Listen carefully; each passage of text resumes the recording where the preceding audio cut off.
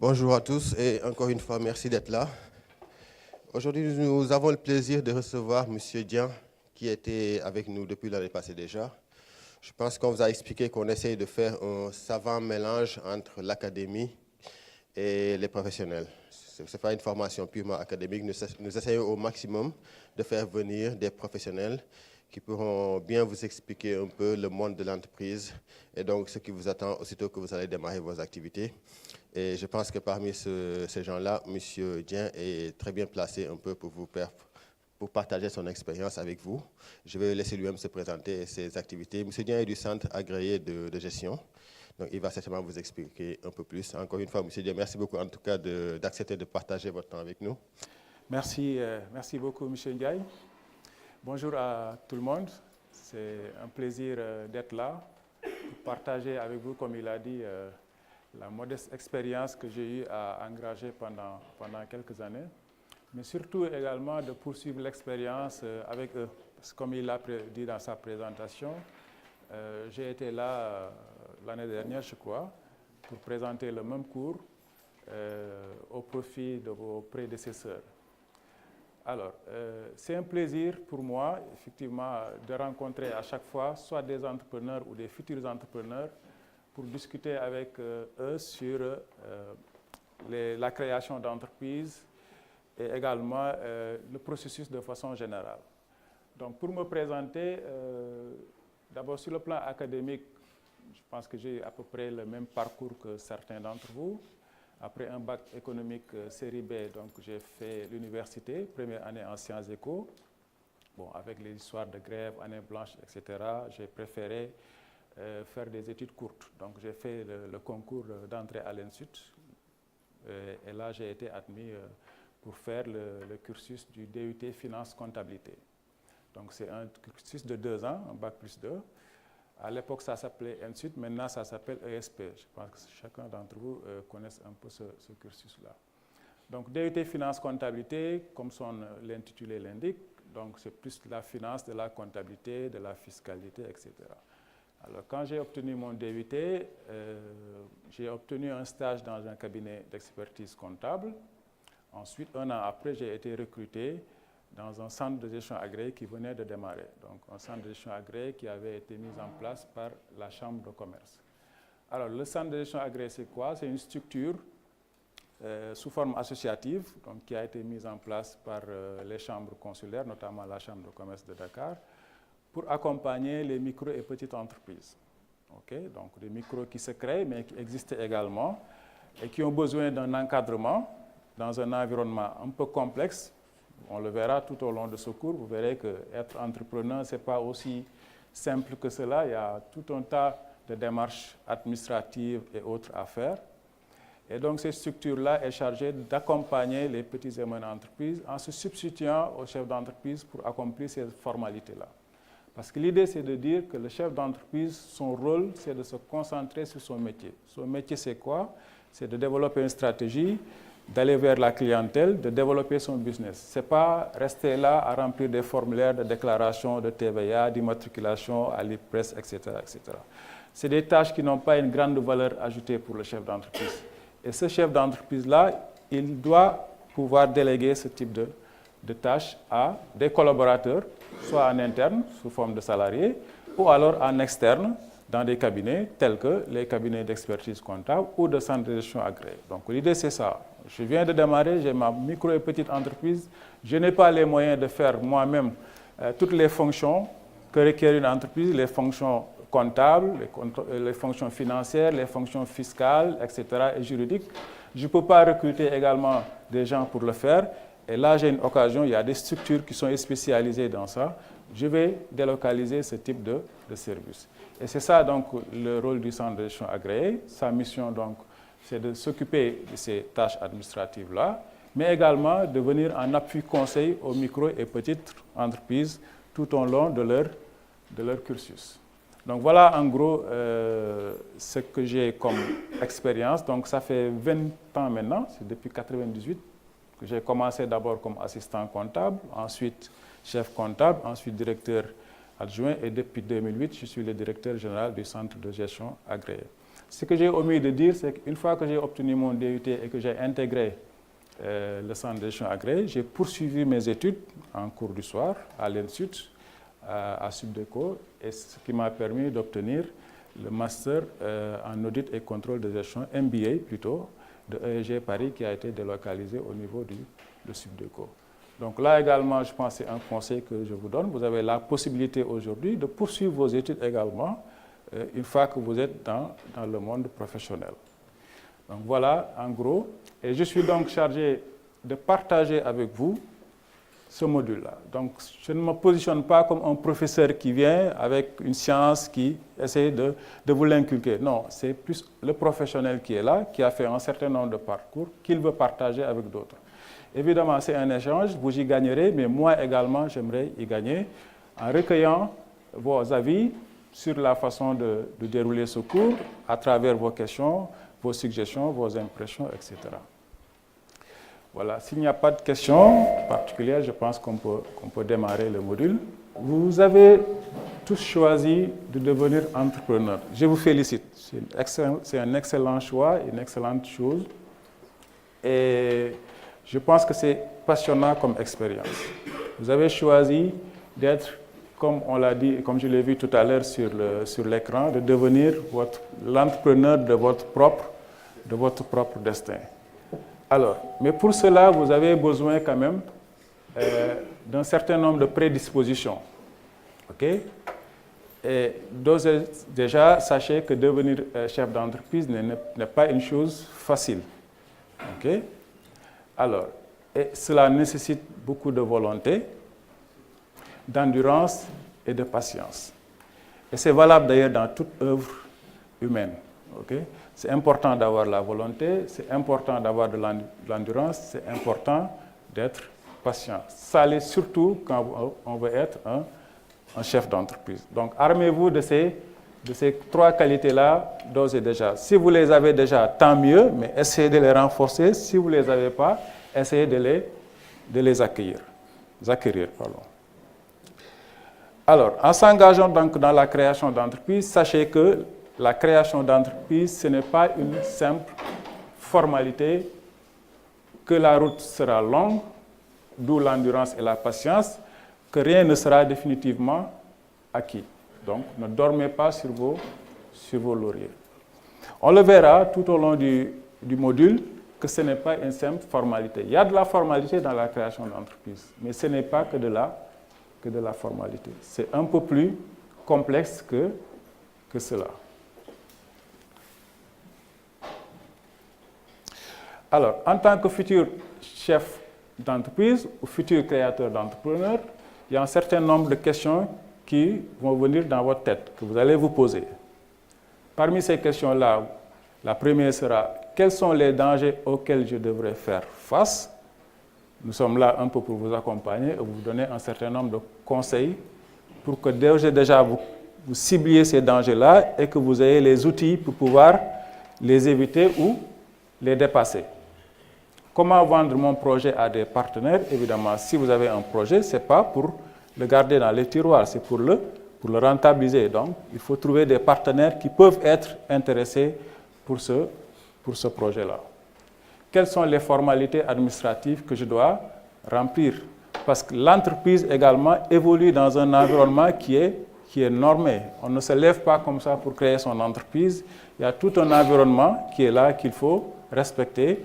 Et nous verrons quelles sont ces formalités-là que vous devez remplir pour respecter cet environnement-là.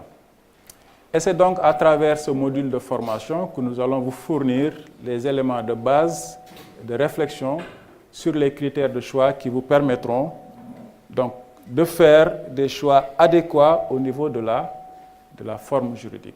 Okay?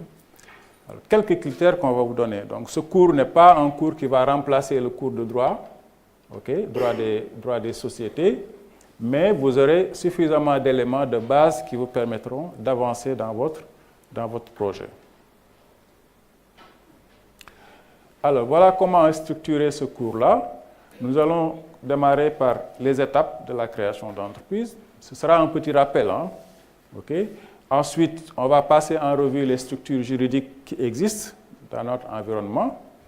Et ces éléments-là vous permettront de faire un choix juridique, notamment quelle forme d'entreprise vous allez utiliser pour pouvoir mener à bien votre projet. Évidemment, chaque choix a une conséquence d'ordre juridique, d'ordre fiscal, d'ordre social. Nous verrons ces conséquences-là.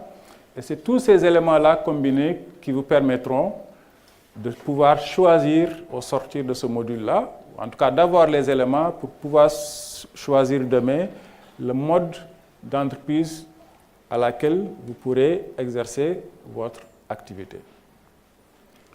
Nous faisons un petit rappel sur le processus lié à la création d'entreprise et comme l'a dit tout à l'heure M. Ndiaye, l'APIX viendra compléter également ce volet-là qui consiste à la création d'entreprise sur le plan formel. Je pense pour la participation, vous pourrez me couper à n'importe quel moment et poser vos questions. Alors, première étape de création d'entreprise. Quel est le processus? Là également, nous n'avons pas la prétention d'être exhaustif, mais c'est un petit rappel. Certainement, dans les modules à venir, vous verrez en approfondissant certains éléments que nous allons évoquer ici. Alors, parmi ces étapes, la première chose, c'est l'idée. Évidemment, on ne se lève pas comme ça pour créer une entreprise. Il y a une idée qui est mûrie. Donc, tout commence par l'idée. Une fois que vous avez cette idée-là, il faut vous connaître. Il y a un certain nombre de questions que vous devez vous poser. C'est ça que nous appelons l'analyse personnelle. Ensuite, maintenant, vous verrez quelle forme, quelle enveloppe juridique vous allez utiliser pour démarrer votre activité. Est-ce que vous voulez le faire seul ou est-ce que vous voulez le faire en partenariat? On reviendra sur ce volet-là de façon beaucoup plus approfondie. Quatrième étape, c'est une fois que vous avez ces éléments-là, il faut maintenant choisir la forme juridique de votre entreprise. Je l'ai mis en rouge parce que le cours va se focaliser essentiellement sur cette partie-là. Après, il y a le business plan qu'il faudra faire. Bon, si ce n'est pas déjà fait, je pense qu'il y aura un module qui sera consacré au business plan. Donc, vous y verrez les éléments pour faire un business plan. Il y a un certain nombre de démarches que vous devez faire auprès des banques ou peut-être des apporteurs de fonds qui vont vous aider dans le financement de votre business plan et de votre projet. Septième étape, il faudra gérer ce processus-là. C'est un long processus, mais ça demande une certaine organisation. Donc, vous allez le gérer à travers un planning et vous allez faire le suivi également de ce planning-là. Et ça doit aboutir à la phase de démarrage de votre activité. Donc là, cette phase-là, l'entreprise maintenant va démarrer puisque vous avez votre business plan, vous l'avez financé, vous avez déjà choisi la forme juridique. Maintenant, là, c'est l'activité qui démarre. Et comme je l'ai dit, tout démarre par l'idée. Le premier pas, c'est l'idée, qui va vous mener vers la création d'une affaire nouvelle. Mais l'idée seulement ne suffit pas. Il faut avoir l'idée, il faut avoir la volonté et également une opportunité. Les trois éléments combinés, c'est ça qui mène à la création d'entreprise.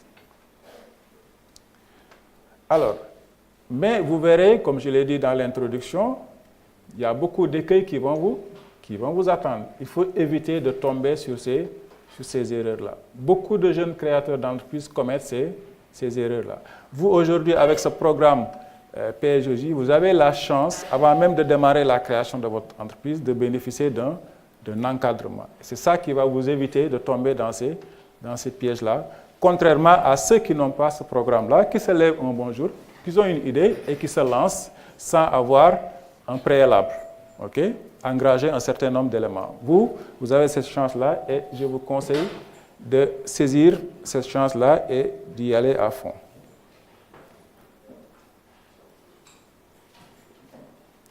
Alors, on a parlé de pièges qui vous attendent. On va essayer de passer en revue quelques erreurs que certains créateurs d'entreprises font. Oui. Vous vous présentez et vous posez votre question. Bonjour, monsieur. Ok, bonjour, je m'appelle Bassirou Ndiaye, consultant en études de projet. Et nous vous remercions pour ce cours que vous allez nous attribuer. Bon, cependant, j'avais 2 petites questions et peut-être une subjection. Puisque vous avez énuméré la première étape de la création d'entreprise, c'est l'idée. Bon, à mon avis, il y a le contexte. C'est le contexte qui nous permet d'avoir une idée. Bon, on va essayer de synthétiser cela par rapport à la situation économique du pays. Puisque nous savons que chaque année, il y a énormément de diplômés sur le marché du travail. Et malheureusement, tout le monde ne peut pas être satisfait. C'est pour cela que les gens veulent créer leur propre entreprise puisqu'ils n'ont pas de place dans leur secteur, peut-être administratif ou bien dans les entreprises. Voilà. Premièrement. Deuxièmement, c'est qu'à mon avis, on ne crée pas un entrepreneur, mais on le forme. Puisque tout le monde ne peut pas être entrepreneur. Il y a des gens qui veulent la sécurité, donc ils veulent s'insérer dans une entreprise. Imaginez qu'une personne qui n'a pas les aptitudes d'être un entrepreneur et qu'il veut être entrepreneur. C'est sûr qu'il échouera. C'est-à-dire, il faut voir, dans les gens, les personnes qui ont les dispositions pour être entrepreneurs, comme cela, ils seront formés et encadrés. Voilà. Par rapport à cela, l'idée de création, c'est intéressant, mais à mon avis, c'est le contexte qui pousse les gens à être entrepreneurs, qui devrait être, selon mon avis, la première étape avant l'idée de création d'entreprise. Merci beaucoup. Ok, merci beaucoup, monsieur. Alors, c'est vrai que le contexte influence beaucoup sur la création d'entreprise. Ça peut être un élément déclencheur. Mais le contexte ne suffit pas. Comme vous l'avez dit d'ailleurs dans votre question, vous avez l'idée, vous avez le contexte, mais vous avez les prédispositions également. Et ça, c'est important. Évidemment, tout le monde ne peut pas être chef d'entreprise. Il y a des gens qui ont des prédispositions. Mais comme vous l'avez dit vous-même, il faut former. On ne peut ne pas avoir la prédisposition et devenir entrepreneur en ayant reçu un minimum d'encadrement. Donc, à mon avis, l'erreur serait de dire on va sélectionner dès le départ ceux qui ont les prédispositions, on va les former pour être des entrepreneurs et les autres, on les laisse en rade. Je ne crois pas que ça soit la bonne idée. Moi, je pense que la chance, il faut la donner à tout le monde, d'autant plus que ce qu'on oublie également, c'est qu'on peut susciter l'idée.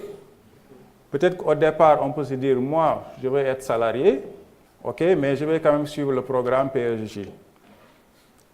À la fin du processus, vous vous rendez compte, en réalité, vous avez peut-être la prédisposition, mais vous n'aviez pas l'élément déclencheur. C'est le programme qui l'a déclenché et qui vous a dit, oui, mais moi, je trouve que c'est plus intéressant d'être entrepreneur plutôt que d'être salarié. Donc, vous voyez, peut-être qu'au départ, on n'avait pas vu cette prédisposition, vous-même, vous ne l'aviez pas vu, mais en suivant ce programme-là, ce programme a joué l'élément déclencheur en vous qui vous a permis de devenir entrepreneur. Il y a la prédisposition, c'est vrai, mais ça ne suffit pas également d'avoir la prédisposition. Okay? Il y en a qui ne l'ont pas, mais qui peuvent le devenir plus tard à travers une formation. Okay?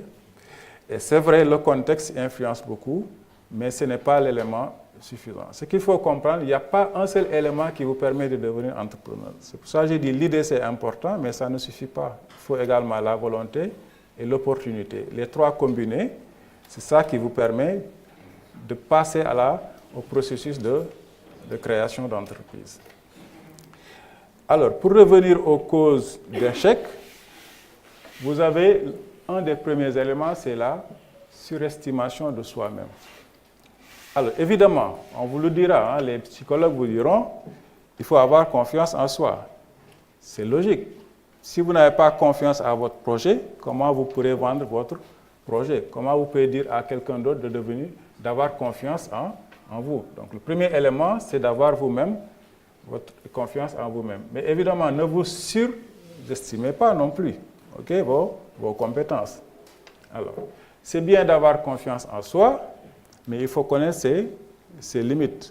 Si vous levez un bon jour pour dire que je veux construire une fusée Ariane qui va aller à Mars, là on peut dire que vous vous surestimez parce que vous n'avez pas les capacités pour le faire.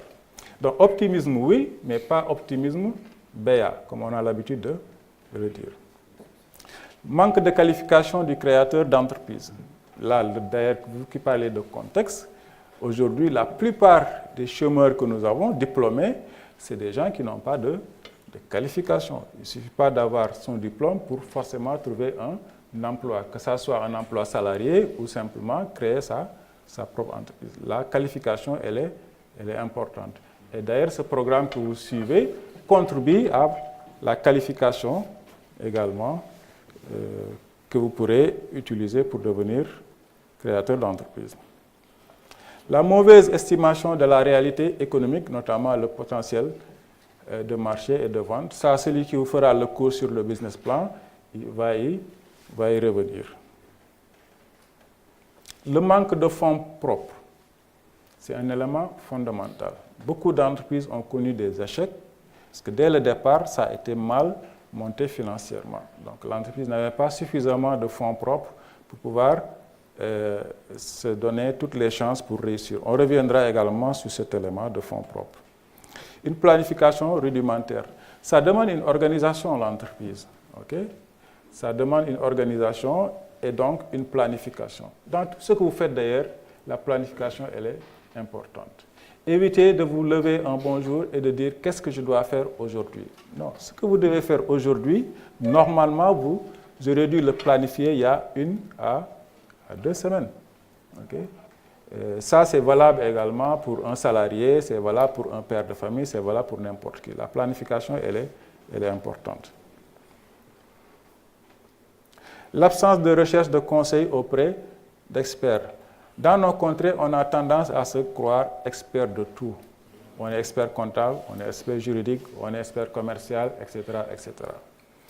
Surtout en tant que futur créateur d'entreprise, vous n'avez pas les moyens d'avoir toutes ces ressources-là. Donc, vous aurez toujours besoin d'être accompagné par des experts. Alors, deuxième élément, c'est l'analyse personnelle. Donc là, vous-même, vous devez faire une introspection. Vous vous posez un certain nombre de questions pour savoir est-ce que vous avez les capacités professionnelles, personnelles, sociales, financières, etc. pour mettre en place votre entreprise. Donc voilà les types de questions que vous devez poser. Également, nous allons échanger avec vous sur les principaux traits caractéristiques que doit posséder le futur chef d'entreprise. C'est des éléments qu'on vous donne comme ça. Il n'est pas dit qu'il faut forcément avoir tous ces éléments-là pour être créateur d'entreprise. Mais c'est des qualités qui peuvent aider. Le dynamisme, évidemment, si on est paresseux, on ne peut pas réussir, que ce soit dans un projet de création d'entreprise ou dans tout autre projet. Le dynamisme, c'est important. L'ambition et l'audace. Okay? C'est une expérience qui est extrêmement exaltante et riche, mais ça demande de l'ambition et de l'audace. Alors, ambition et audace, très peu de personnes vont croire à vous, c'est normal, mais que cela ne vous décourage pas. Continuez dans votre chemin. Avoir l'esprit créatif et une capacité à diriger. L'esprit créatif, c'est important. Alors, beaucoup de gens préfèrent, peut-être par confort, copier l'idée des autres. Mais ce n'est pas parce que ça a marché pour l'autre que forcément ça va marcher pour nous-mêmes. Les contextes ne sont pas les mêmes, les personnalités ne sont pas les mêmes, etc., etc. Mais il faut toujours être créatif et avoir une capacité à diriger. Vous devez également savoir déléguer une partie des tâches et s'entourer de collaborateurs compétents. Je l'ai dit tout à l'heure, vous ne pouvez pas tout faire vous-même en tant que chef d'entreprise. Vous ne pouvez pas jouer le rôle du commercial, le rôle du technicien, le rôle du directeur financier, le rôle du juriste, etc. C'est impossible. Vous n'irez pas loin en voulant cumuler toutes ces fonctions-là. Et pour s'en sortir, il faut s'entourer de personnes qui ont ces compétences-là et qui peuvent vous accompagner dans votre projet. Vous devez être tenace et avoir une forte volonté de réussir, malgré le peu de crédit qu'on vous accordera au début. La mise en œuvre du projet également nécessite tant la possession de qualifications professionnelles, techniques et sociales que le respect des dispositions légales en matière de création d'entreprise. C'est pour ça que nous sommes là. L'entreprise également évolue dans un environnement qui est normé. Et on ne vous conseillera pas, au sortir de ce module-là, d'être dans l'informel, dans l'illégalité. Donc forcément, si vous voulez être dans la formalité, dans un contexte légal, vous devez respecter un certain nombre de dispositions. Donc dispositions que nous allons voir sur le plan juridique, fiscal, social et autres.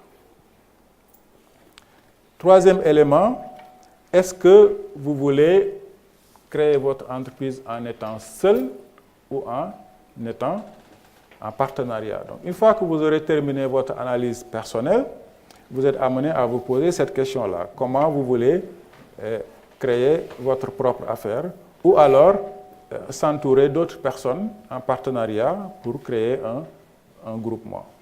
Donc ça, nous y reviendrons également en profondeur.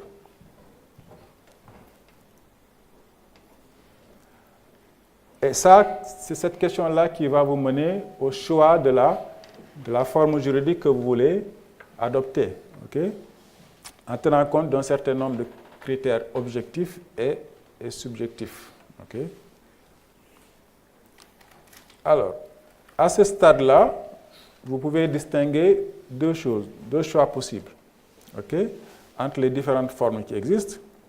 Soit vous démarrez seul, donc c'est le cas de l'entreprise individuelle, ou alors vous démarrez en société. On verra qu'en société, vous avez principalement deux types de sociétés, les sociétés de personnes et les sociétés de capitaux. C'est en fonction donc de ces choix-là que vous pourrez déterminer la forme juridique que vous allez adopter pour votre business. Alors, le business plan est également un élément fondamental dans le processus, okay, de création d'une activité. C'est à travers ce business plan-là que vous allez évaluer les perspectives économiques de votre projet. Et c'est ce business qui vous sert de base, okay, auprès des institutions de crédit. Quand vous vous adressez à un bailleur de fonds, notamment à une banque, la première chose que la banque va vous demander, c'est votre business plan. Okay? Ça peut être la banque, mais ça peut être d'autres investisseurs ou bailleurs de fonds. Donc, le succès de votre future entreprise dépend essentiellement d'un plan financier qui a été soigneusement établi. Un tel plan donc comprend non seulement une prévision des ventes, mais également une analyse des besoins en capital pour les investissements initiaux à financer, un plan de financement qui met en œuvre les sources de capital, une analyse de la rentabilité de votre trésorerie, un plan de trésorerie et un bilan prévisionnel. Donc là, il ne s'agit que d'un rappel. Vous verrez dans le cours de business plan, il va revenir sur tous ces éléments-là et il va vous montrer comment établir ces documents-là. Là également, il y a un certain nombre d'erreurs qu'il faudra éviter dans cette phase de planification. Alors, nous en avons cité les erreurs les plus fréquentes. Le manque de fonds propres. Vous vous souvenez, j'ai parlé d'une mauvaise évaluation des fonds propres. Alors, la part des fonds propres dans l'ensemble du capital de l'entreprise est un indicateur important pour le banquier qui juge du sérieux de l'affaire. Si vous voulez emprunter de l'argent, la première chose que le banquier va vérifier, c'est combien vous-même vous apportez. Alors, si ce que vous apportez est faible, ça veut dire que vous-même, vous n'avez pas tellement confiance à votre projet. Pourquoi le banquier va prendre un risque à votre place? Plus les fonds sont importants, plus le banquier est à l'aise pour vous octroyer un crédit. Donc, c'est fondamental d'avoir dès le départ des fonds propres. Alors, on estime d'ailleurs que dans l'usage, la part minimale des fonds propres devrait être de 20% au minimum. Okay? L'utilisation de crédits à court terme pour financer des... Oui?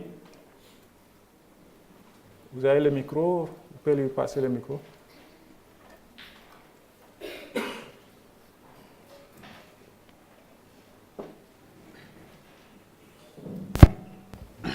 Bonjour, je m'appelle Ndongo Gueye, je suis élève ingénieur à l'École nationale supérieure d'agriculture ENSA. Bon, concernant le fonds propre, vous avez dit que c'est très important pour que le banquier puisse vous octroyer un financement pour votre projet. Mais à mon avis, est-ce que, j'avais une question par rapport à ça, est-ce que le fonds propre doit être en nature ou bien en industrie?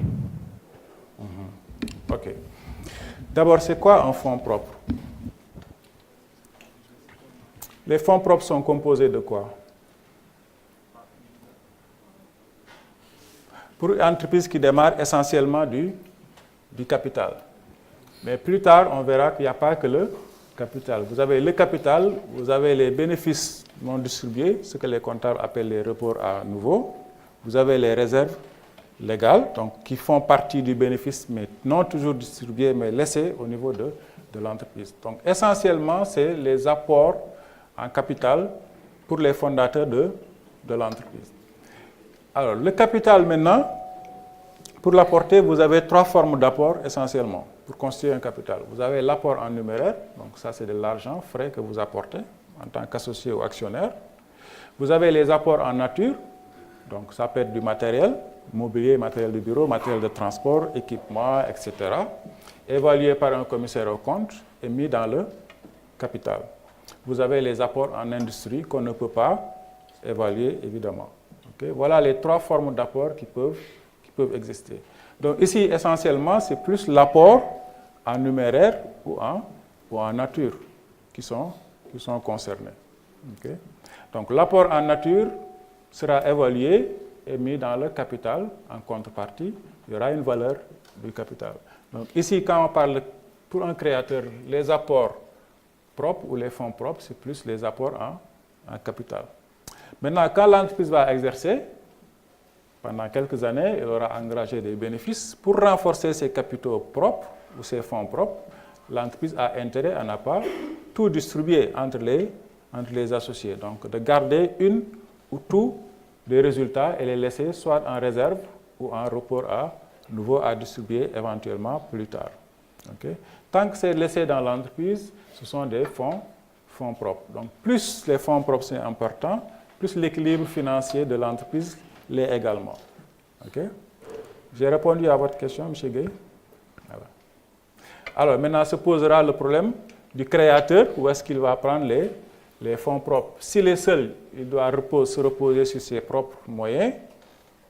On le verra, c'est l'un des inconvénients d'être en entreprise individuelle.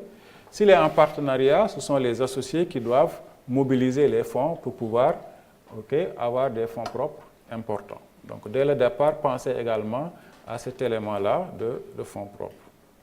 Et nous verrons les implications d'un faible apport en fonds propres pour l'entreprise. Je pense qu'il y a une main qui est levée de l'autre côté, oui.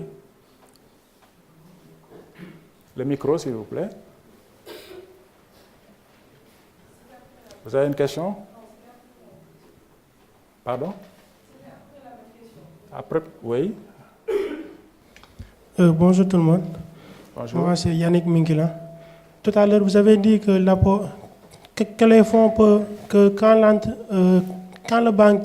on présente notre projet chez le banquier, que si notre apport est faible, il peut mal interpréter notre engagement par rapport à notre projet. Est-ce que aussi ça, c'est pas un handicap pour quelqu'un qui a vraiment cette ambition de réaliser son projet et que sa situation financière ou bien la situation dans laquelle elle est ne lui permet pas d'apporter suffisamment de fonds? Est-ce que là, ce n'est pas un mauvais jugement que l'on pose dès le début par rapport à ce type d'entrepreneur?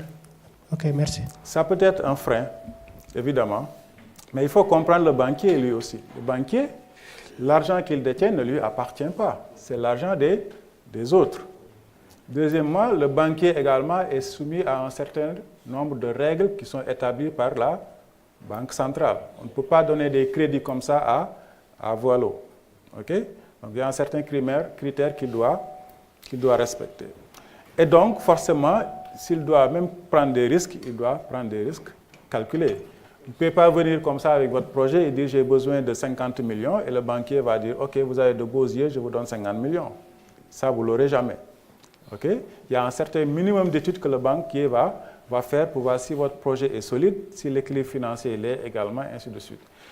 Et comme c'est un frein important, c'est pour ça que l'État a prévu d'autres alternatives en mettant en place une banque dédiée aux PME, notamment la BND. Je ne sais pas si vous en avez entendu parler. Donc, il y a une certaine souplesse par rapport à une banque commerciale, mais qui doit toujours respecter un certain nombre de critères également. Okay? L'État a mis en place un fonds de garantie, le FONGIP, qui permet également de vous appuyer quand vous n'avez pas un certain nombre de fonds propres importants de démarrage. Vous aurez peut-être des sociétés d'investissement, des capital risqueurs qui peuvent venir vous accompagner également dans vos projets. Mais tout cela ne peut pas se substituer aux promoteurs. Vous ne pouvez pas venir les mains vides et demander à tous ces gens-là de concourir à votre projet. Il y a un minimum que vous devez faire également, un minimum de pas, de garantie que vous pouvez donner pour que les autres puissent accepter de vous accompagner. OK? Madame avait une question ou c'est bon? On a répondu à vos... OK. C'est bon, on peut avancer? OK. Deuxième erreur à éviter, c'est d'utiliser le crédit de court terme pour financer des investissements. Je ne sais pas si parmi vous, il y en a qui ont fait l'analyse financière. Okay. La première règle de base en analyse financière, c'est que les ressources longues doivent financer les emplois longs. C'est ce qu'on appelle le parallélisme. Okay. Alors, les ressources longues, c'est quoi? Qu'est-ce qui compose les ressources longues? Oui? Le fonds de? Non, pas forcément. Les prêts, les emprunts à long terme. Donc, quand vous dites prêt, c'est que c'est vous, entreprise, qui prêtez. Emprunt, c'est le contraire, c'est vous qui empruntez. Donc, les emprunts à long et moyen terme. Mais avant les emprunts à long et moyen terme, il y a quoi? Les fonds propres. Okay? Donc, les fonds propres qui sont destinés donc à rester dans l'entreprise de façon durable, plus les emprunts à long et moyen terme qui sont également de longue durée, c'est ces deux-là qui doivent financer les emplois à long terme. Les emplois à long terme, c'est quoi?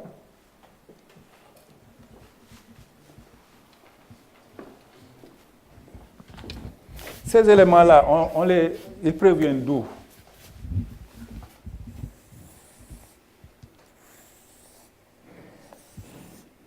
Ils proviennent du bilan. Vous avez l'actif, vous avez le passif. Le premier élément du passif, c'est quoi? C'est le capital. Ensuite, vous avez les réserves.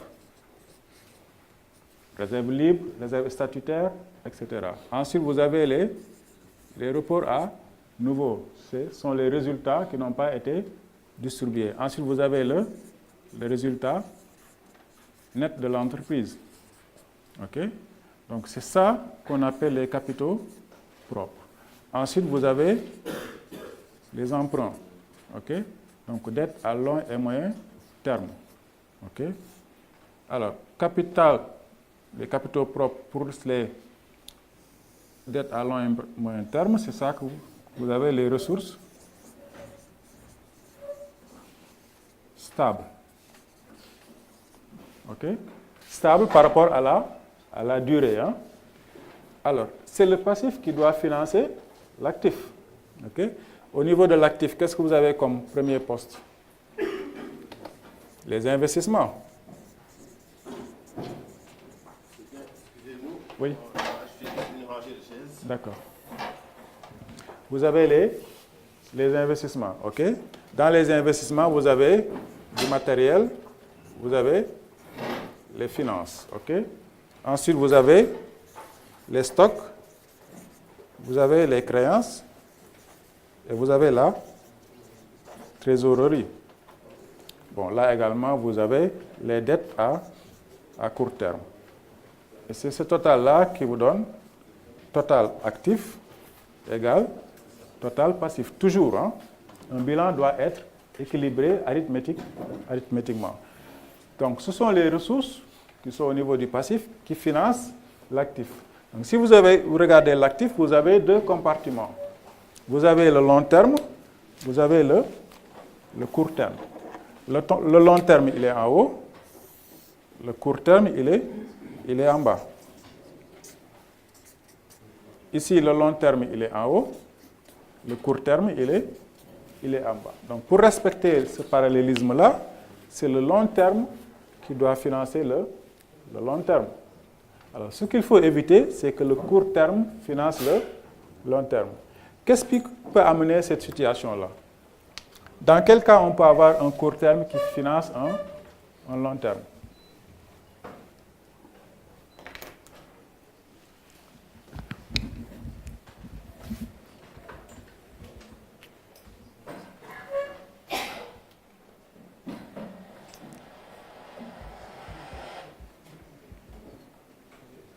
Bonjour. Oui. Quelqu'un a le micro? Oui, Oui. une mauvaise estimation des charges à court terme, peut-être. Des charges à court terme. Oui. Attention, hein. Est-ce que les charges, on les retrouve au bilan? Non. Donc, ne jamais faire cette confusion-là. Au niveau des états financiers, vous avez deux éléments. Vous avez le bilan et vous avez le compte d'exploitation ou compte de résultat. Les charges et les produits, c'est au niveau du compte de résultat qu'on les trouve. Ici, dans les éléments d'actifs et de passifs, il n'y a pas de charge, il n'y a pas de produit. OK? Qui d'autre a une réponse? Lorsque l'entreprise ne dispose pas assez de fonds propres pour pouvoir financer l'ensemble de ses activités. Fonds propres ou ressources stables. OK? Si vous avez une faible capacité en termes de fonds propres, OK? Évidemment, pour financer vos investissements, vous êtes obligé de faire recours à une dette à court terme. Et si vous le faites, vous déséquilibrez votre bilan dès le départ. Et ça va vous poursuivre et ça peut être à l'origine de l'échec de beaucoup d'entreprises. Donc, dès le départ, assurez-vous d'avoir des fonds propres suffisants pour pouvoir financer vos investissements. Si les fonds propres ne sont pas suffisants, il faut les compléter avec des dettes à long et moyen terme. Okay? C'est ce bloc-là qui doit financer vos investissements. Première erreur à éviter donc, c'est ça. Okay? Ça paraît simple comme ça, mais beaucoup d'entreprises ont connu un échec à cause de cela. Pourquoi? Parce qu'elles ont confondu capital et fonds propres. Ou capital minimum légal et fonds propres. Si on vous dit pour créer une SA, vous avez besoin, le capital minimum c'est 10 millions, mais ça c'est légal, c'est la loi qui le dit. Vous ne pouvez pas créer une SA avec moins de 10 millions. Mais est-ce que 10 millions, ça suffit pour financer vos investissements? C'est cette question-là qu'il faut se poser. Si vos investissements sont évalués à 50 millions, il est évident que 10 millions ne suffiront pas pour financer vos investissements. Donc, vous avez besoin, en plus de 10 millions, d'avoir recours à un emprunt à long terme ou alors avoir suffisamment de capital, un capital de 50, 60, 70 millions qui vous permettra de couvrir vos investissements jusqu'à dégager un supplément. Ce supplément-là, c'est ça qu'on appelle fonds de roulement. Donc, le fonds de roulement, évidemment, c'est un surplus des ressources stables sur les investissements. Okay? Et ce fonds de roulement-là sert à financer maintenant d'autres éléments, tels que les salaires, etc., qui sont récurrents. Okay? Donc, premier élément à vérifier, c'est qu'il faut éviter que le court terme finance le long terme. Et pour cela, il faut avoir suffisamment de ressources stables pour pouvoir financer vos investissements, notamment vos emplois stables. Oui.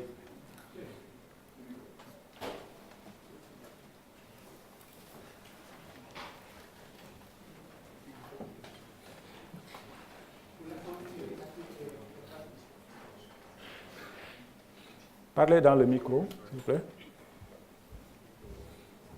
pour la matrice, passif et actif, pourquoi pas vous n'avez pas calculé directement le fonds de roulement en prenant créancier plus salaire, plus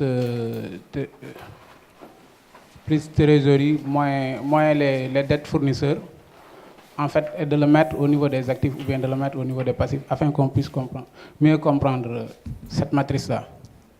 Ça, ce n'est pas une matrice. C'est quoi ça? C'est un bilan, je l'ai écrit. Et le bilan est un document qui est normé. On n'y met pas tout ce qu'on veut.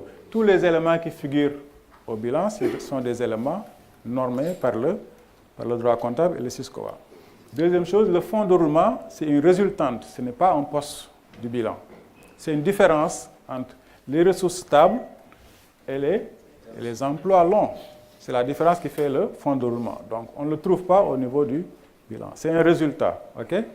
Maintenant, si vous voulez calculer le fonds de roulement, c'est en ce moment que vous faites appel aux ressources stables moins les emplois stables. Donc, en analyse financière, vous verrez d'ailleurs que ce n'est pas ce bilan-là que vous allez utiliser pour calculer le fonds de roulement ou le besoin en fonds de roulement, mais c'est le bilan financier, qui n'est rien d'autre que le bilan comptable qui a été retraité avec un regroupement de postes qui vous permet d'avoir des masses.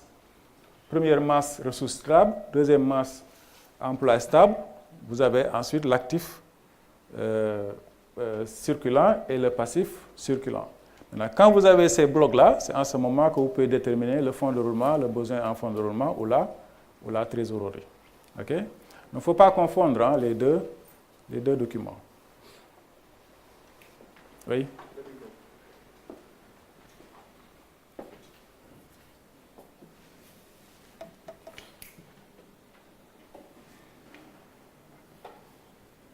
Bonjour. Oui, bonjour. Bonjour. Je voudrais savoir... Une seule fois. Ah non, voilà, c'est bon, c'est bon. Une seule fois encore. Quand c'est là, c'est bon. Bonjour. Je voudrais savoir quels sont les processus à remplir pour avoir accès donc aux dettes à long et moyen terme. Voilà. Les processus, les procédures. Alors, les dettes à long et moyen terme, c'est des emprunts. Soit auprès de banquiers, qui vous prêtent, ou de tiers. Ça peut être des personnes physiques qui acceptent de vous prêter de l'argent, mais dans une longue durée, plus de 1 an. Donc le long et moyen terme, c'est plus de 1 an. Moins de 1 an, c'est du court terme. Donc ça peut être les établissements financiers, les banques principalement. Ça peut être également des tiers. Ça peut être aussi les propres associés ou actionnaires de l'entreprise qui interviennent à 2 niveaux. Le premier niveau, c'est pour le capital. Là, c'est obligatoire. Ils sont associés, ils doivent contribuer pour la construction du capital. Après, ils ont leur argent. Ils peuvent prêter à la société. Mais s'ils prêtent à la société et que la durée est supérieure à 1 an, ça reste dans les ressources stables. Si c'est moins d'1 an, ça reste dans les dettes à court terme. D'ailleurs, ce qui se passe souvent dans la réalité, pourquoi les dettes à court terme financent les investissements, souvent c'est les associés, après avoir constitué la société et participé dans le capital, ils reviennent pour prêter de l'argent, donc la trésorerie à l'entreprise. Et l'entreprise utilise cette trésorerie-là pour financer des investissements, ce qui est une mauvaise chose, évidemment. Alors, parce que, évidemment, l'entreprise n'a pas suffisamment de fonds propres, elle aura du mal à trouver un banquier qui va accepter de lui financer. Donc, le premier investisseur après les banques en général, ou même avant les banques, ce sont les associés, parce que ce sont les premiers intéressés dans la société. Et donc, ils vont débourser une deuxième fois pour prêter de l'argent à la société, et la société va l'utiliser pour financer des investissements. Ce qu'il faut éviter. Ça va créer des déséquilibres après.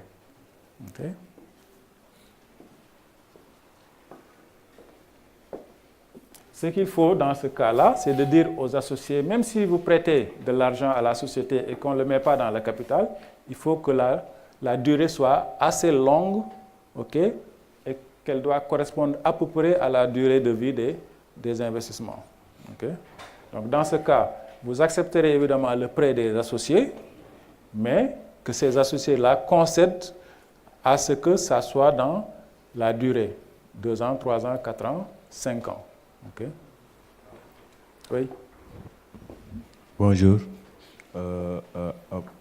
Pour mon avis, si l'entreprise contracte des crédits à court terme, il n'arrive pas à payer au cours de tant que sa production n'est pas en cours, ou bien il n'a pas encore l'entreprise n'a pas encore atteint certains niveaux au niveau du marché, et que cela peut freiner son évolution, et que aussi ça peut atteindre certains aspects pour pouvoir évoluer par rapport aux autres et arriver à atteindre certains niveaux aussi du marché. Je m'excuse parce que il y a...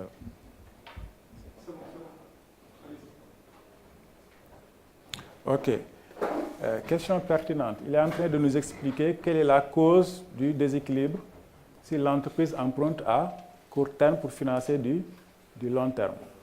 Ok? Je vais illustrer pourquoi ça crée un déséquilibre. Admettons que vous empruntez de l'argent à la banque ou à un tiers, ok, pour une durée de 2 ans. 1 an. Donc c'est dans le court terme. Cet argent-là, vous l'utilisez pour construire un immeuble. Un immeuble qui sera destiné après à la location pour produire des revenus. Mais rien que la construction de l'immeuble, ça peut prendre plus d'1 an. Avant de louer l'immeuble et d'encaisser, vous aurez dépassé la durée. Le banquier va se présenter pour demander qu'on lui rembourse. Donc cet immeuble-là n'est pas suffisamment, ou l'investissement n'est pas suffisamment mature pour pouvoir engager des ressources qui doivent servir au remboursement de l'emprunt. L'équilibre, c'est que c'est l'investissement qui doit être suffisamment rentable pour pouvoir rembourser la dette. Donc dans ce cas, vous serez obligé de faire recours encore à un autre emprunt pour pouvoir rembourser le bailleur ou le banquier, alors que votre immeuble n'a pas encore démarré la production de revenus qui doit vous permettre de rembourser l'emprunt. Okay? Donc si l'immeuble, la construction prend 1 an, vous évoluez peut-être dans 1 an et demi ou 2 ans, vous allez avoir suffisamment de locataires qui vont commencer à vous rembourser. Donc quelle est la durée de l'emprunt? À la durée probable de rentabilité de l'immeuble pour pouvoir rembourser. Okay? Si tout ça évolue, ça prend 2 à 3 ans, dites-vous que vous avez besoin d'un emprunt qui va durer 3 à 4 ans. Okay? Le temps avant de démarrer le remboursement ou de terminer le remboursement, l'immeuble aura commencé à produire des revenus, et ce sont ces revenus-là qui doivent rembourser l'emprunt. Okay? C'est ça l'équilibre qu'il faut préserver. Oui. Bonjour, je m'appelle Khalid Mbodj. Bon, si j'ai bien compris, par exemple, moi, je prends l'exemple sur moi. Un projet que j'ai, c'est-à-dire j'ai rempli toutes les formalités, je vais auprès de la banque, comme par exemple, la banque m'octroie un prêt.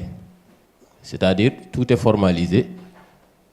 Dès l'entame, par exemple, de mes activités, si je commence mes activités et que, comme par exemple, moi, je suis dans le domaine agricole, comme par exemple, si je termine la première étape, j'écoule mes produits et tout, c'est-à-dire les fonds que j'ai, quand je rembourse, par exemple, la banque, par exemple, l'autre fonds qui me reste, c'est ce qui me permettra de relancer mes activités. Mais la question donc que je vais me poser, si je n'ai pas c'est à long terme quand même, c'est-à-dire pour une durée de 5 ans. Si je n'ai pas, par exemple, le strict minimum pour relancer mes activités, quelle est la solution donc qui s'impose? C'est la question que je me pose. J'avoue que je n'ai pas très bien saisi votre question. Vous avez compris, vous? Non.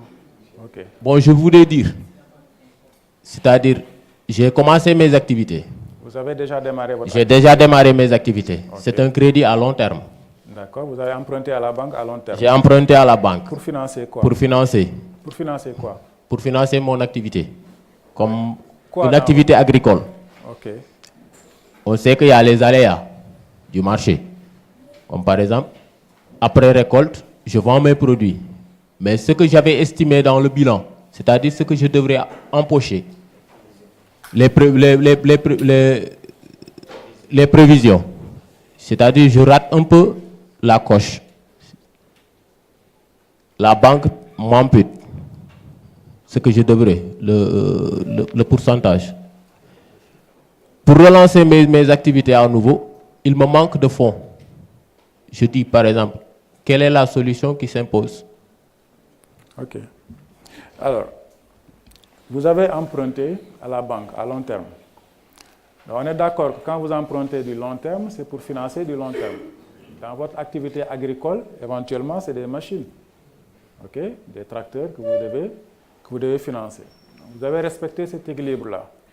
Alors, mais ces tracteurs-là doivent suffisamment tourner pour pouvoir générer de la trésorerie au niveau de l'activité. Et c'est cette trésorerie-là qui va vous permettre de rembourser votre emprunt. Vous avez fait un prévisionnel, mais il se trouve qu'il y a des aléas qui font que vous n'avez pas la trésorerie pour rembourser à votre banquier. Alors n'oubliez pas que le banquier aussi, il aura pris suffisamment de garanties. Par exemple, il va demander de nantir votre matériel ou tout autre bien que vous aurez pour pouvoir se couvrir demain en cas de difficulté. Alors si c'est dans votre activité qui a des aléas, vous pouvez faire recours à des dettes à court terme. Okay? Crédit de trésorerie, par exemple, pour pouvoir tenir ou relancer l'activité. Ça peut être votre propre banquier, ça peut être un autre banquier également. Okay? Donc, il n'est pas dit que vous avez raté vos prévisions et que forcément tout tombe à l'eau. Hein. Il y a d'autres perspectives qui peuvent s'annoncer. Tout dépend également de la rentabilité de votre projet, parce que le banquier aussi, quand il vous prête, il aura étudié tout ça, il aura fait suffisamment confiance à votre activité et il sait qu'il peut y avoir des aléas qui font que peut-être vous aurez des difficultés à respecter vos engagements sur 2, 3 échéances.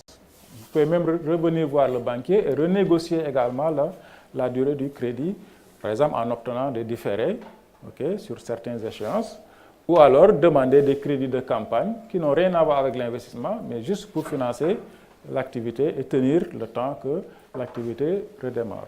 Okay? Donc ça, il y a plusieurs possibilités qui s'offrent à vous. Hein. Il n'y a pas de souci. Okay? Oui. Mais ce qui est important, c'est dès le départ, respecter cet équilibre financier-là. Parce que si vous le faussez, ça va vous poursuivre plus tard. Okay?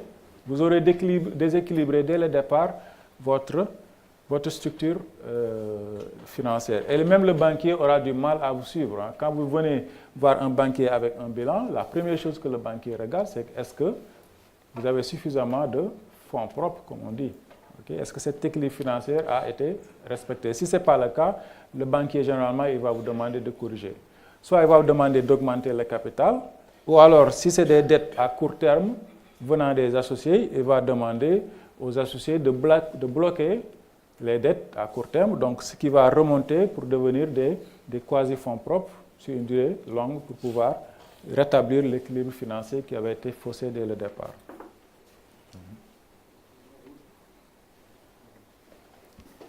Oui, bonjour.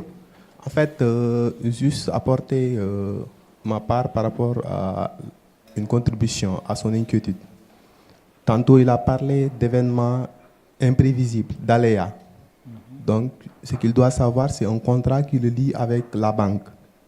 Et ces aléas-là, qui sont considérés comme étant des événements imprévisibles, ce sont ces événements-là qui peuvent l'exonérer de sa responsabilité. Parce que c'est un contrat et quand il y a un cas de force majeure, ça l'exonère de sa responsabilité. Ce qui fait qu'il ne sera plus obligé, okay, d'honorer son engagement envers la banque. C'est ce que je veux dire. Pas nécessairement. Hein? Oui, mais sauf en droit, le cas de force majeure, s'il est justifié et bien défini, ça lui exonère de sa responsabilité à tout prix. Ça peut être un argument pour demander un accompagnement au banquier. Il ne peut pas dire que le cas de force majeure-là fait qu'aujourd'hui, je ne dois pas respecter mon engagement. Maintenant, le banquier, n'oubliez pas également, il est financier, il est bailleur, mais il peut être conseiller également. Dans des situations comme ça, il peut intervenir en tant que conseiller pour essayer de trouver d'autres solutions. Parce qu'il n'a pas intérêt également à aller en contentieux avec vous, parce que ça lui fait perdre du temps, ça lui fait perdre également de l'argent. Donc si dès le départ, le banquier sait très bien que c'est un projet qui est vraiment rentable et que ces aléas-là sont passagers, je ne vois pas pourquoi le banquier va se précipiter à réaliser les garanties qu'il aura prises auparavant. Okay? Mais il ne faut pas dire que oui, je m'étais engagé, voilà une situation qui fait qu'aujourd'hui, je ne peux pas m'engager et forcément le banquier doit en tenir compte. Il n'est pas obligé. Okay? Oui, c'est pour ça que j'ai dit que ce cas-là doit être justifié. C'est-à-dire que vous ne pouvez pas venir vous dire au banquier que voilà, que tel événement m'est arrivé et il va croire à cela. Ce qui fait qu'il va falloir que cela soit démontré d'abord en premier lieu. Mais le démontrer, c'est également, évidemment, informer le banquier régulièrement de ce que vous faites. Ce n'est pas pour rien d'ailleurs que le banquier, une fois que vous aurez prêté de l'argent, chaque année, il va demander que vous produisez des états financiers.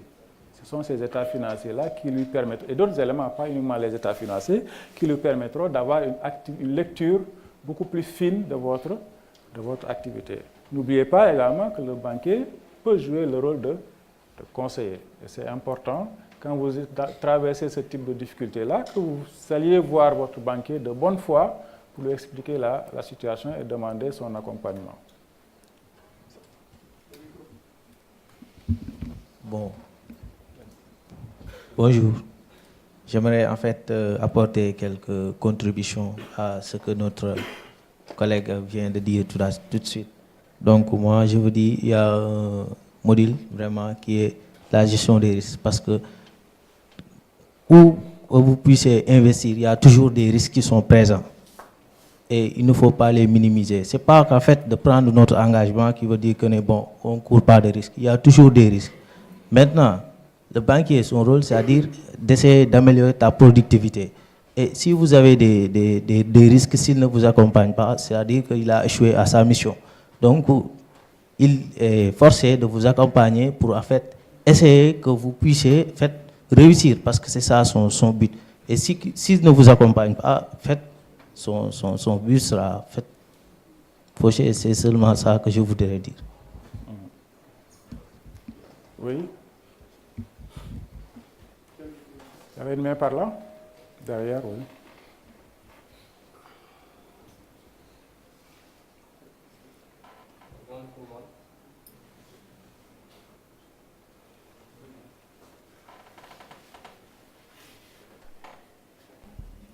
Bonjour tout le monde, moi c'est Souleymane Diallo.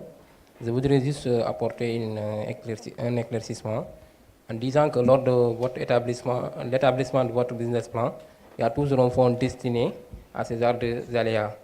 À chaque fois que vous établissez votre business plan, vous prenez un fonds que vous êtes, voilà, s'il y a des aléas, que je ne respecte pas, mes prévisions sont erronées ou bien mes prévisions ne sont pas atteintes vu que la situation du marché, là, il y aura toujours un fonds que vous avez mis en place pour relancer votre activité sans même se préoccuper pour le paiement de votre dette à long terme et autres. Il y a les spécificités pour chaque secteur d'activité, évidemment. Par exemple, dans le cas de l'agriculture, il peut y avoir des fonds de soutien quand il y a ce type de calamité et autres. Vous avez également des assurances, certaines assurances qui peuvent vous accompagner pour couvrir ce type de risque-là également. Donc, il y a énormément de solutions qui peuvent exister dans ces cas. Maintenant, c'est en fonction de la spécificité de l'activité et du secteur.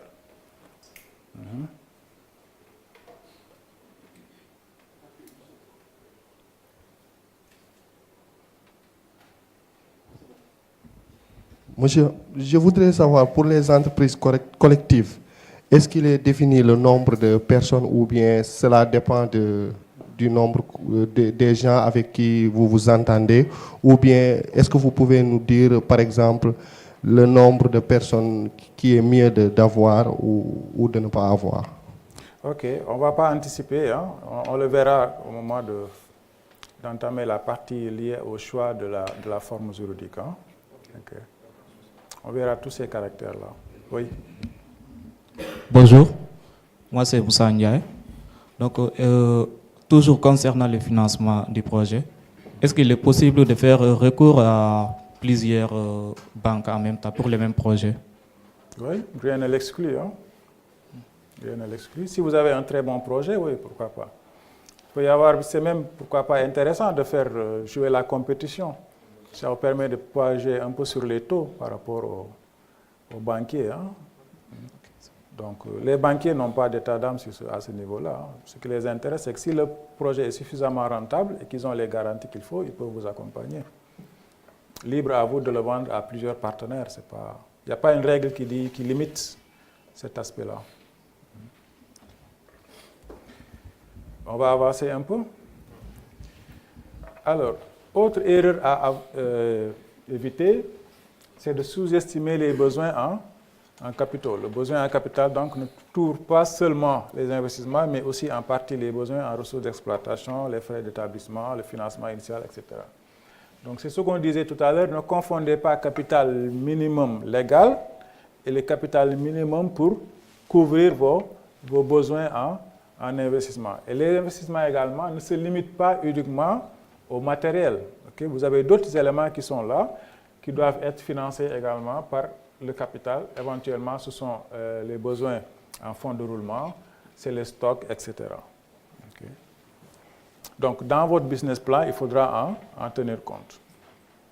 Évitez de négocier tardivement avec le banquier. Donc, je disais tout à l'heure que le banquier également, il doit jouer un rôle de conseiller. Donc, dès le départ, il faut l'embarquer avec vous dans votre projet. Et vous allez bénéficier de ces conseils quasi gratuitement d'ailleurs. Okay?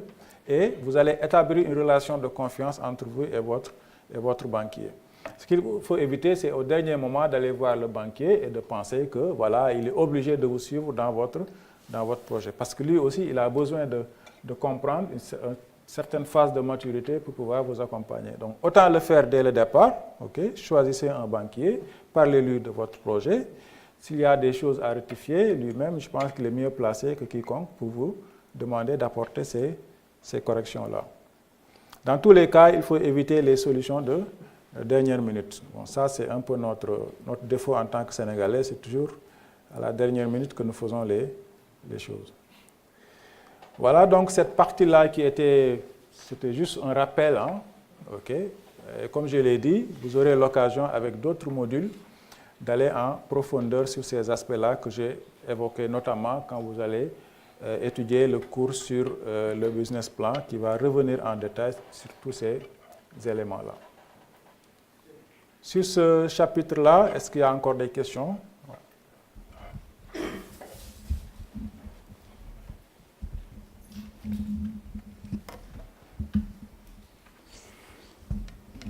Tout à l'heure, vous avez dit qu'il faut éviter de sous-estimer les besoins. De sous-estimer les besoins. Les besoins en capital, oui. En capital, oui. En jouant sur le stock. En jouant sur le stock et de ne pas avoir une rupture de stock.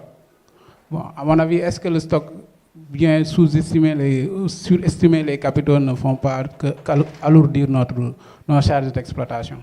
Je n'ai pas dit de jouer sur le stock. Je dis quand vous allez déterminer votre capital, dites-vous qu'il n'y a pas que les investissements à long terme qui sont intéressés. Il y a d'autres éléments également qui doivent être couverts par le besoin en capital, notamment le stock, entre autres. Okay? Et le stock, qu'est-ce qui doit financer le stock? C'est le fonds de roulement. Donc, il faut un supplément de ressources. Après avoir financé les investissements, il doit rester quelque chose qui doit venir financer les autres besoins d'exploitation, notamment le stock. Et cet élément-là qui doit financer ce besoin-là, c'est le fonds de roulement. Okay? C'est pour ça que le fonds de roulement est une résultante entre les ressources stables et les emplois stables. Donc, quand vous aurez vos ressources, première règle à respecter, il faut que les ressources stables financent les emplois stables. Ça, c'est la première règle d'équilibre. Mais ce n'est pas suffisant. Il faut que les ressources soient supérieures aux investissements. Donc, vous financez entièrement vos investissements et il y aura un reliquat qui doit rester. Ce reliquat-là, qui est appelé fonds de roulement, c'est lui qui doit financer les autres éléments, notamment le stock, les créances et résultat, une trésorerie. Donc, dans votre business plan, n'oubliez pas le besoin en fonds de roulement. C'est ce que je veux dire en réalité. Dans votre business plan, ne vous dites pas que je ne finance que les investissements. Okay? J'ai une activité agricole, je détermine la valeur des tracteurs, éventuellement des animaux, etc.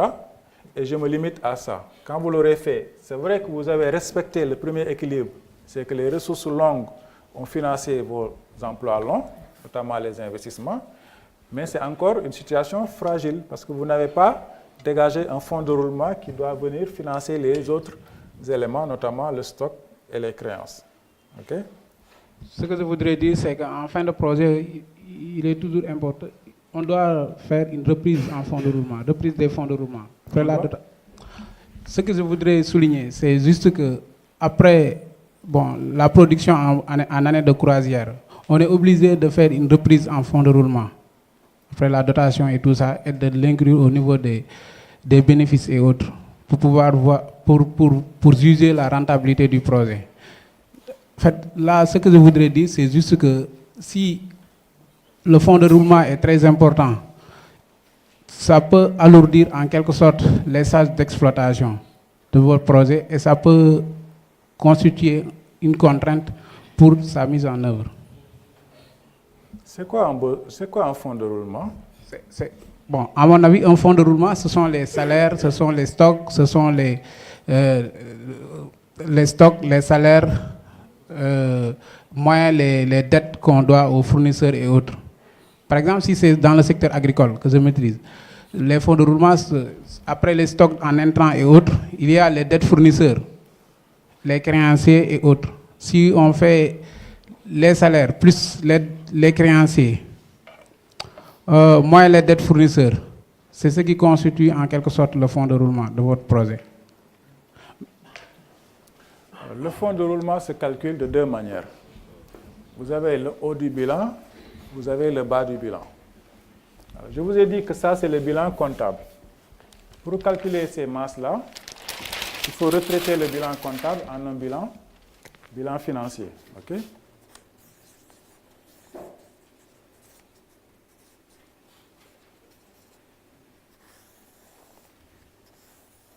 Vous avez toujours l'actif et le passif, hein, ça ne change pas. Sauf que dans le bilan financier, on raisonne en termes de masse. Okay? Ce n'est plus un détail. Okay? On aura les capitaux propres, on aura les dettes à long et moyen terme.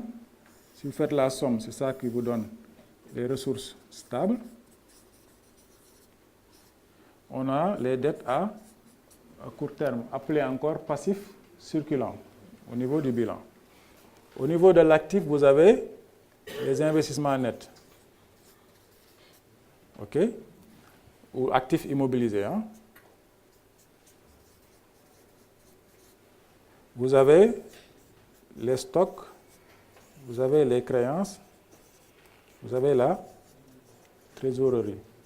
Ça, c'est ce qu'on appelle l'actif circulant. Mais toujours total actif égale total passif. Hein? Alors, donc le fonds de roulement, c'est l'excédent des ressources stables sur l'actif immobilisé. OK? Donc, ressources stables moins actifs immobilisés, ce qui reste là. Si c'est supérieur à 0, on dira que vous avez un fonds de roulement. OK? Ou alors, à partir du bas du bilan. OK? Fonds de roulement bas de bilan égale stock plus créance moins dette à court terme, mais sans la trésorerie. OK? Ah, plus la trésorerie, pardon. Plus trésorerie moins les dettes à court terme. Ou alors, actif circulant moins passif circulant. Si c'est supérieur à 0, vous avez le fonds de roulement. OK?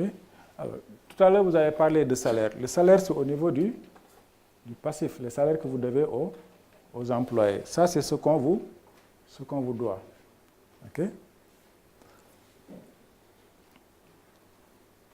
Alors, ce fonds de roulement-là, que vous aurez obtenu, doit servir à financer un certain nombre d'éléments qui sont récurrents. OK? C'est parce que c'est récurrent que ça ressemble à un investissement. C'est pour ça qu'on vous dit, quand vous faites votre business plan, ne tenez pas en compte uniquement l'actif immobilisé, mais tenez compte également d'un certain nombre d'éléments qui sont du court terme, mais qui sont tellement récurrents que ça ressemble à de l'investissement. Et ça doit être financé par un fonds de roulement qui résulte toujours des ressources stables, puisque c'est l'excédent des ressources stables sur l'actif immobilisé qui doit financer ces éléments-là. Pour concrétiser, une activité qui vient de démarrer, vous avez mobilisé votre capital, peut-être même que vous avez emprunté de l'argent à long terme. Vous avez financé les investissements. Si les ressources stables sont égales à l'actif immobilisé, donc finalement, vous n'avez pas de fonds de roulement. Mais dans les premières années, premiers mois de démarrage, avant que l'activité ne commence à générer de la trésorerie, vous avez des salaires que vous devez payer. Vous avez un stock que vous devez mobiliser. Mais qui doit financer ces éléments-là? Okay? Vous risquez d'emprunter à court terme pour pouvoir le financer. Mais l'idéal, puisque c'est quelque chose qui se renouvelle tout le temps, c'est au départ de ne pas oublier ces éléments-là au moment de constituer votre financement. Donc, votre besoin en capital, vous avez l'actif immobilisé, mais vous avez également une partie du fonds de roulement qui doit être contenu dans le besoin en capital. C'est ce que cela signifie. Okay? Ce fonds de roulement-là doit servir à payer les premiers salaires les premiers mois de salaire, doit payer par exemple le loyer, doit pouvoir acheter les matières premières, etc. etc. Okay? C'est clair? Il y aura probablement un autre cours d'analyse financière qui va rentrer plus en profondeur sur ça. Encore une fois, ce cours est destiné à l'aspect juridique de création d'entreprise, okay, avec ses conséquences d'ordre fiscal, social et autres. Mais c'est important de vous rappeler ce processus-là pour que vous sachiez que ça également, ce n'est qu'une étape parmi d'autres. Le choix de la forme juridique, c'est une étape dans le processus. Okay? Mais en amont, vous avez l'idée, vous avez l'analyse personnelle que vous devez faire, vous avez le choix de la forme juridique, vous avez le business plan et comment financer ce business plan-là. Dans le financement du business plan, n'oubliez pas ces aspects-là. Okay?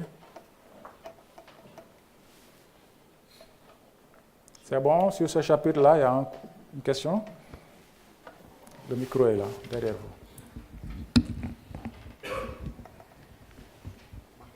Bonjour. Je m'appelle Serigne Aw. Donc ma question, elle consiste à savoir si, par rapport à la vente de projet, à la vente de notre projet, je voulais savoir si avant, il y a un processus d'abord, c'est-à-dire on doit d'abord protéger le projet avant de le soumettre aux bailleurs ou aux investisseurs ou bien aux banquiers. Parce qu'on voit de nos jours, si on soumet le projet aux bailleurs ou aux investisseurs, ils peuvent l'utiliser à leur propre fin. Ou par rapport, ils peuvent dire ils peuvent leur donner à leurs amis ou bien à leurs frères, ils utilisent le projet, alors que vous avez mis un bon business plan et avec un projet qui est rentable, eux, ils le prennent pour l'utiliser à leur propre fin. Donc, je voulais savoir quels sont les moyens pour qu'on puisse protéger le projet, pour que d'autres ne copient pas le projet. Merci. Alors, c'est une très bonne question, surtout qu'on est dans un environnement où les gens aiment beaucoup copier sur les autres et le réaliser. Mais dans tous les cas, le risque zéro n'existe pas. Mais vous pouvez prendre des précautions, comme vous le dites. Sur certains projets, par exemple, où il y a un caractère de droit d'auteur et autres, ça, je pense qu'il y a des organismes qui sont l'OAPI, si je ne me trompe, BSDA et autres, pour le protéger également. Vous pouvez également, en discutant peut-être avec un tiers ou un banquier, signer une clause de confidentialité, par exemple. Mais ça, après, c'est les juristes peut-être qui vous donneront les formules les plus adéquates pour le...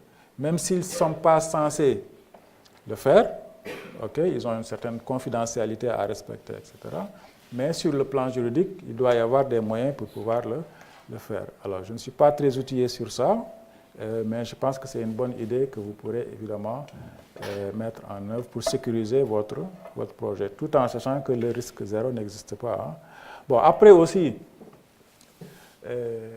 comme j'ai dit, ce n'est pas parce que quelqu'un a copié votre projet que forcément il va réussir. Parce que vous, l'idée que vous avez eue, la façon dont vous l'avez mûrie, ça, ils ne peuvent pas vous le voler.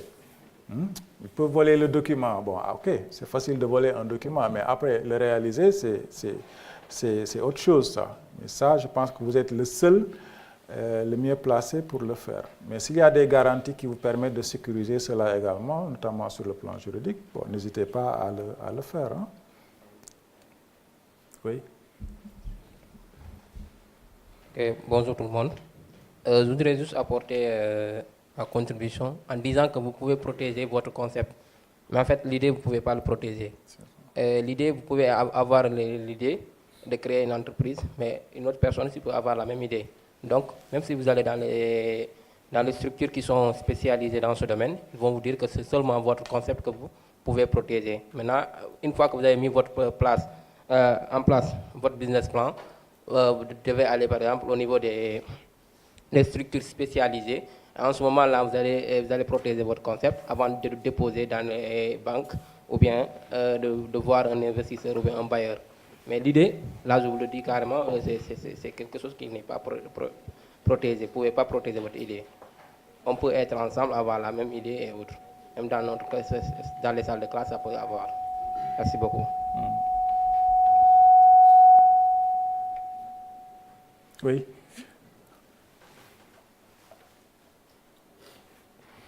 J'entends pas beaucoup les filles et les femmes là. Qu'est-ce qui se passe? Au fait, j'aimerais amener une contribution par rapport à la question qu'il a posée. Vous pouvez protéger votre business plan, vous pouvez protéger même votre logo, mais comme il a dit, on ne peut pas protéger une idée. Voilà, vous pouvez le faire au niveau de la BSDA et c'est gratuit. Ça ne dure même pas 10 minutes.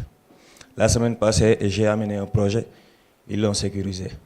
Ça veut dire qu'une fois que le projet est sécurisé, si vous voyez que quelqu'un l'a utilisé mot par mot, vous pouvez l'attaquer en justice. Voilà, merci. Merci pour vos conseils. Et en plus, c'est gratuit. Hein? Donc, c'est bon?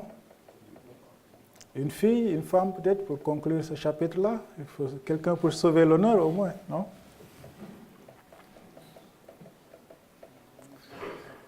Ok.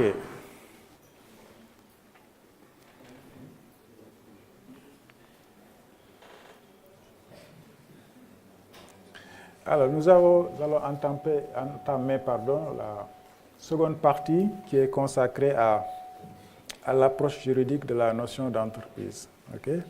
Donc, rappelez-vous le processus. Hein? Vous avez votre idée, l'approche personnelle, okay? Vous avez fait votre business plan.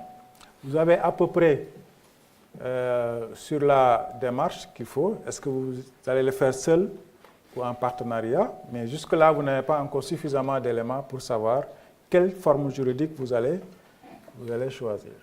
Okay? C'est là qu'on va vous donner un certain nombre d'éléments d'appréciation qui vous permettraient définitivement, entre guillemets, de choisir la forme juridique. Mais il y a un petit rappel d'ordre juridique que nous allons faire un peu, et ça va vous permettre de comprendre la suite. Donc, la notion de personnalité juridique, je crois qu'il y a des juristes parmi nous, hein? Je parle sous le contrôle des juristes, que vous avez deux types de sujets de droit, les personnes physiques et les personnes morales. Alors, il faut retenir qu'elles seules peuvent être titulaires de droits et d'obligations. Donc, elles pourront donner naissance à une entreprise commerciale. La personne physique, c'est l'être humain, c'est comme vous et moi. C'est facile à comprendre. Tandis que la personne morale, c'est un groupement d'individus dotés de la personnalité juridique. Mais ce qu'il faut retenir, c'est que la personne morale est une fiction juridique. On lui donne les attributs d'une personne physique, mais elle n'en est pas. Okay? C'est juste pour qu'elle puisse jouir de certains droits. L'exemple que je donne, vous ne verrez pas une personne morale signer un chèque ou circuler dans la rue. Il y a forcément toujours une personne physique qui représente cette personne morale-là dans ces actions-là. Mais le droit a fait que, vous le verrez, que la personne morale a les mêmes attributs que la personne physique, okay, en termes de droits et d'obligations. Donc c'est important de distinguer les deux, parce que souvent les gens font la confusion entre les deux. Alors, la personne physique, elle jouit de la personnalité juridique dès lors qu'elle est individualisée. Donc, dès qu'elle est née, individualisée, elle a la personnalité juridique. Et donc, l'existence juridique de la personne physique est liée à la vie humaine et donc à la naissance. Sa disparition se fait par le décès. Et c'est une mort qui donne lieu à l'établissement d'un acte de décès et un permis d'inhumer. Ça, ce sont les caractéristiques d'une personne physique. Le droit va essayer de donner ces mêmes caractéristiques à une personne morale. Okay? Et cette perte de personnalité juridique entraîne entre autres l'ouverture de la succession du défunt, la dissolution de son mariage, la législation des contrats, etc. etc. Bon, ça, ce sont les caractéristiques d'une personne physique. Tandis que les personnes morales, c'est la nécessité de l'action en groupe ou de détacher une partie du patrimoine de la personne physique qui a amené la création des personnes morales, ainsi dénommées, parce que leur personnalité juridique ne repose pas sur une réalité physique. Okay? Donc vous voyez un peu pour la personne morale. Je reviens sur l'aspect fiction juridique. Okay? C'est la loi qui donne à un groupement de personnes les mêmes attributs qu'une personne physique, bien qu'elle n'en ait pas une. Vous avez donc plusieurs sortes de personnes morales. Vous avez les sociétés commerciales. Donc le principe de base est posé par l'article 4 de l'acte uniforme, okay, sur le droit des sociétés et de GIE. Et donc la société commerciale est créée par 2 ou plusieurs personnes qui conviennent par un contrat d'affecter à une activité des biens en numéraire ou en nature dans le but de partager les bénéfices ou de profiter de l'économie qui pourra en résulter. Les associés s'engagent donc à contribuer aux pertes dans les conditions prévues par le présent acte uniforme. Là également, c'est important. Quand on crée une société, un associé ne peut pas dire que moi, je ne contribue qu'aux bénéfices. S'il y a une perte, débrouillez-vous pour les autres. Non. Quand on s'engage, c'est pour le meilleur et pour le pire. Hein? Donc ça, c'est la définition de la société commerciale que vous retrouverez à l'article 4 de l'acte uniforme. Alors, je précise que l'acte uniforme sur le droit des sociétés a été révisé depuis 2014. Okay. Vous avez autre type de personnes morales, les sociétés civiles. C'est par l'article 766 du Code des obligations civiles et commerciales qui définit la société civile comme étant un contrat par lequel 2 ou plusieurs personnes mettent en commun des apports et constituent une personne morale pour les exploiter et se partager les profits ou les pertes qui résulteront de cette activité-là. Donc, les sociétés civiles, leur définition, leur fonctionnement, leur disparition, etc., vous ne le trouverez pas dans l'acte uniforme. Okay? L'acte uniforme ne régit que les sociétés commerciales et les GIE. Les sociétés civiles sont régies par quel acte? Par le Code des obligations civiles et commerciales. Oui.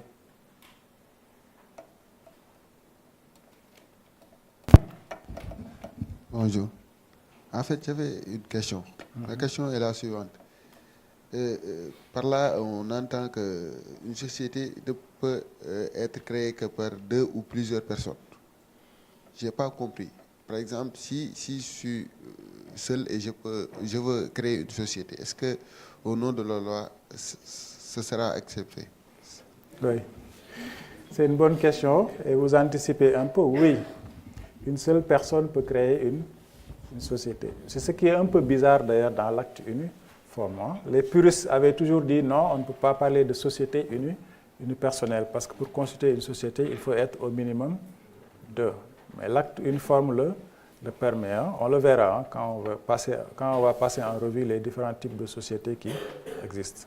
Okay? Donc, pour répondre à votre question, vous êtes seul, vous pouvez créer une société, mais pas n'importe quelle société. Là également, on le verra. C'est bon? Faites la distinction entre société commerciale et société civile. La société civile aussi, ne pas confondre avec la société civile qu'on entend dans les radios. Hein? Il y a quelqu'un qui disait, j'ai toujours cru que société civile, ce sont les gens qui n'ont pas de société. Bon, mais okay. Celle-là, elle est différente. Okay?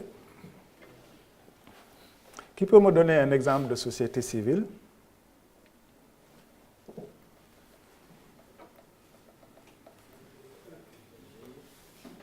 Les sociétés coopératives, est-ce que c'est des sociétés civiles?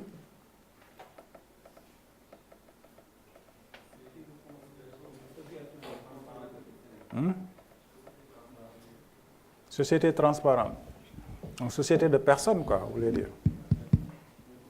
Les sociétés coopératives sont régies par quel acte? Par quel code, entre guillemets, pour parler un peu ancien? Les sociétés coopératives sont régies par l'acte uniforme. Il y a un acte uniforme spécifique pour les sociétés coopératives. Hein? Donc, ce ne sont pas des sociétés civiles. Hein? Sociétés civiles immobilières, les SCI. Hein? Ou alors les sociétés civiles professionnelles d'avocats ou de médecins. 2 ou plusieurs avocats peuvent se constituer en société civile professionnelle. Okay? Parce que l'activité est civile. L'activité d'un médecin, ce n'est pas une activité commerciale, c'est une activité civile.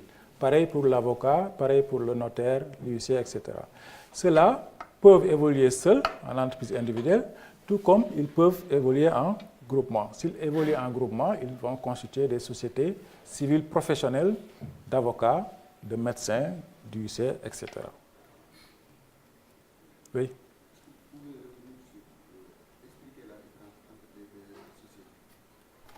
Ok.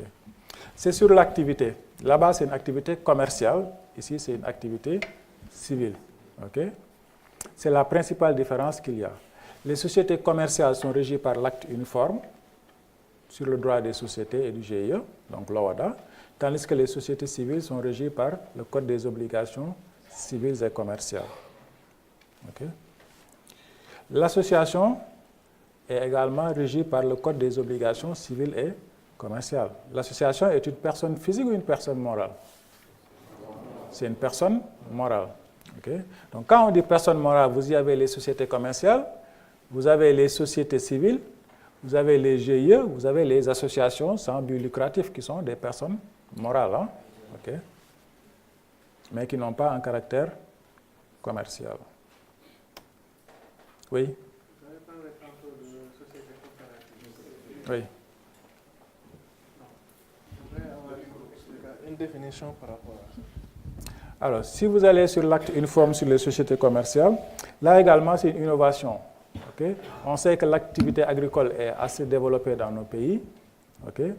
Donc, c'est une certaine spécificité qu'on voudrait régler par un acte uniforme. Au lieu de les laisser ou de les laisser gérer dans les sociétés commerciales, on a préféré créer une société coopérative qui réunit plusieurs individus, okay, qui évoluent généralement dans le domaine agricole. Okay. Ça existait avant l'acte uniforme, hein, les sociétés commerciales. Bon, je pense que nos parents nous parlaient des sociétés coopératives, mais là maintenant, ce qui est intéressant, c'est que c'est régi par un acte uniforme. Et ça facilite un peu sur le plan économique parce que c'est des sociétés qui vont être immatriculées au niveau d'un registre du commerce, qui pourront donc avoir une personnalité juridique et qui pourront emprunter au niveau des banques, etc. Donc c'est pour essayer un peu d'organiser cette activité agricole-là et la formaliser, quoi. C'est pour ça qu'on a constitué des sociétés spécifiques pour cette activité-là. C'est récent, donc. Je dis c'est récent, donc. Oui, il y a quelques années, c'est récent, oui. On peut dire ça. Ce n'est pas encore très développé. Je pense que ça existe après 2014. Hein, je n'ai plus souvenance de la date de l'acte uniforme, mais je pourrais vous dire. Okay. Mais c'est plus récent que l'acte uniforme sur le droit des sociétés, c'est venu après. Vous avez également autre type de groupement, c'est les GIE, groupement d'intérêt économique, donc toujours régi par l'acte uniforme sur le droit des sociétés. Et en son article 869 qui définit le GIE comme étant un groupement, celui qui a pour but exclusif de mettre en œuvre pour une durée déterminée tous les moyens propres à faciliter ou à développer l'activité économique de ses membres, à améliorer ou à accroître les résultats de cette activité-là. C'est extrêmement important. Est-ce que ça correspond selon vous au GIE que vous voyez souvent? Non, pourquoi?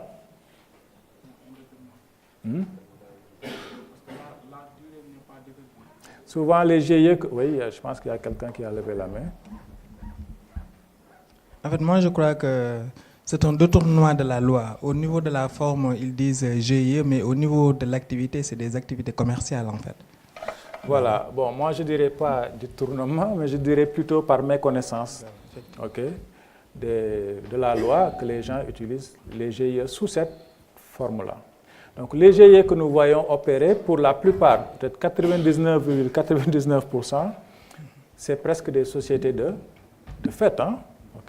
Elles se sont constituées en GIE, mais si on regarde dans leur fonctionnement, ça ressemble plus à des sociétés. Donc ce n'est pas à durée déterminée. Et autre élément plus important, c'est que l'activité du GIE doit se rattacher essentiellement à l'activité économique de ses membres et ne peut avoir qu'un caractère auxiliaire par rapport à celle-ci. Donc, vous êtes menuisier, je suis menuisier. Individuellement, on a du mal à acheter une machine qui est essentielle pour notre activité. On va se regrouper pour acheter la machine et pouvoir en bénéficier. Donc, moi, je garde mon activité de menuisier, toi, tu gardes ton activité de menuisier en entreprise individuelle, mais le groupement, c'est juste pour pouvoir